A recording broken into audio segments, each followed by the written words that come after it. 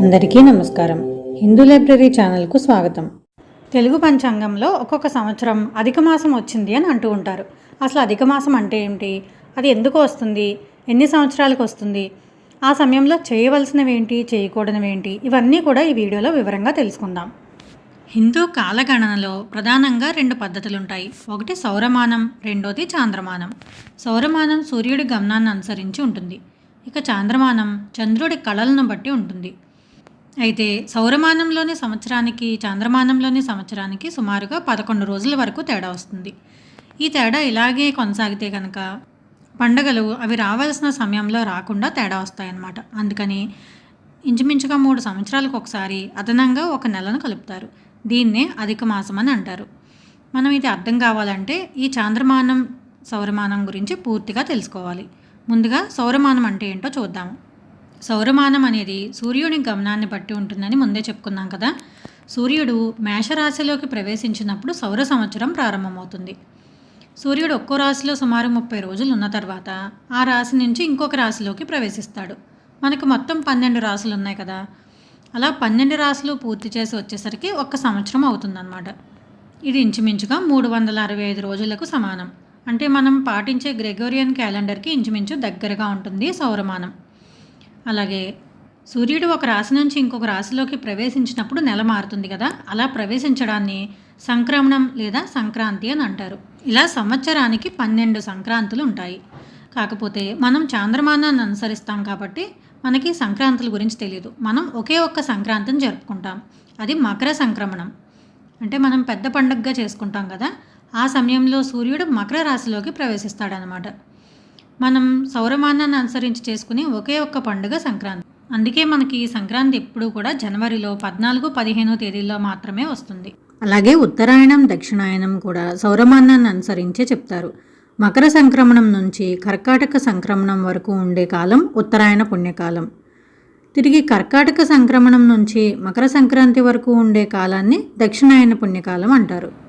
సౌరమానం దక్షిణ భారతదేశంలోని తమిళనాడు, కేరళ రాష్ట్రాల్లోనూ, ఉత్తర భారతదేశంలోని బెంగాల్, అస్సాం, ఒడిశా, పంజాబ్, హర్యానా వంటి రాష్ట్రాల్లో ఎక్కువగా పాటిస్తారు. ఇక తర్వాత చాంద్రమానం గురించి తెలుసుకుందాం. చాంద్రమానం అంటే భూమి చుట్టూ చంద్రుని గమనం ఆధారంగా లెక్కిస్తారు. దీని ప్రకారం మనమైతే అమావాస్య నుంచి అమావాస్య వరకు ఒక నెలగా చెప్పుకుంటాం అన్నమాట.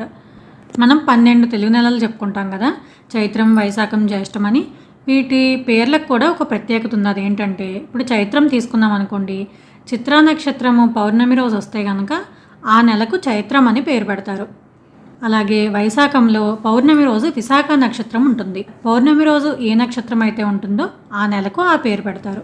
ఇప్పటికే మీకు అర్థమై ఉంటుంది కదా, మనం చాంద్రమానాన్ని అనుసరిస్తామని. ఈ చాంద్రమానంలో ముందు చెప్పుకున్నట్టుగానే 12 తెలుగు నెలలు ఉంటాయి. ఒక్కొక్క నెలలో కూడా 2 పక్షాలు ఉంటాయి, శుక్లపక్షం, కృష్ణపక్షం. ప్రతి పక్షంలో 15 తిథులు ఉంటాయి అన్నమాట, పాడ్యం నుంచి పౌర్ణమి లేదా అమావాస్య వరకు. ఇక చాంద్రమానంలోని ఒక నెల తీసుకుంటే కనుక దానిలో 29.5 రోజులు మాత్రమే ఉంటాయన్నమాట. అలా 12 నెలలు కలిపితే 354 రోజులు వస్తాయి. మనం సౌరమానంలో చూసుకుంటే 365 రోజులని అనుకున్నాం కదా. చాంద్రమానంలో 354 రోజులే వచ్చాయి. ఆ తేడాన్ని సరిచేయడానికి ప్రతి 3 సంవత్సరాలకు ఒకసారి చాంద్రమానంలో ఒక నెల అదనంగా కలుపుతారు. దీనినే అధిక మాసం అని అంటారనమాట. ఈ అధిక మాసం ఎప్పుడూ కూడా చైత్రమాసం నుంచి ఆశ్వీజ మాసం మధ్యలోనే వస్తుంది.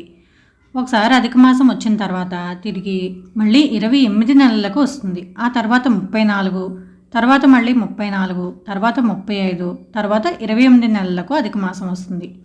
ముందు అధిక మాసం వచ్చి ఆ తర్వాత నిజమాసం వస్తుంది. ఈ రెండింటికి తేడా ఎలా తెలుస్తుందంటే, అధిక మాసంలో సూర్యుడు ఒక రాశి నుంచి ఇంకొక రాశికి ప్రవేశించడం అంటే సంక్రమణం అనేది జరగదు.